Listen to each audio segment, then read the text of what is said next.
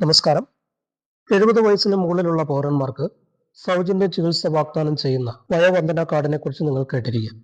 ഈ കേന്ദ്ര പദ്ധതിയിൽ ചേർന്നാൽ കേരളത്തിന്റെ പ്രാദേശിക സൗജന്യ ചികിത്സാ പരിപാടികളിൽ നിന്ന് നിങ്ങൾ ഒഴിവാക്കപ്പെടും.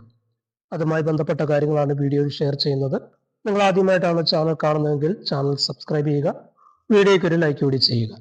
കേന്ദ്ര സർക്കാരിന്റെ വയോവന്ദന കാർഡ് 70 വയസ്സിന് മുകളിലുള്ള മുതിർന്ന പൗരന്മാർക്ക് സൗജന്യ മെഡിക്കൽ ചികിത്സ ഉറപ്പാക്കുന്നു.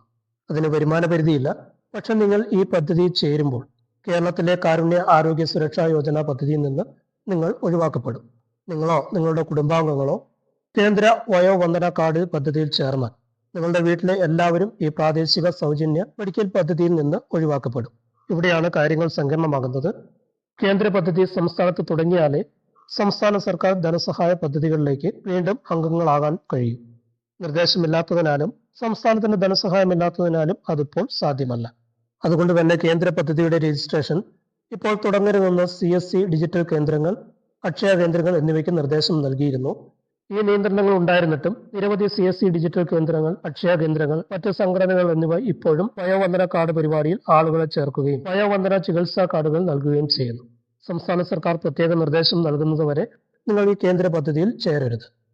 കേന്ദ്ര സർക്കാരിൽ നിന്നുള്ള പ്രത്യേക നിർദ്ദേശങ്ങളും പ്രാദേശിക പദ്ധതികൾ പുനരാരംഭിക്കുന്നതിന് ആവശ്യമായ ധനസഹായം ലഭിക്കാൻ കേരളം കാത്തിരിക്കുകയാണ്. സാമൂഹികമായും സാമ്പത്തികമായും പിന്നോക്കം നിൽക്കുന്ന സംസ്ഥാനത്തെ 70 കഴിഞ്ഞവർക്ക് കാരുണ്യ ആരോഗ്യ സുരക്ഷാ യോജനയിൽ നിന്ന് നിലവിൽ പ്രയോജനം നേടുകയാണെങ്കിൽ നിങ്ങൾക്ക് വർഷം 5 ലക്ഷം രൂപയുടെ സൗജന്യ മെഡിക്കൽ ചികിത്സയിൽ തടസ്സമില്ല.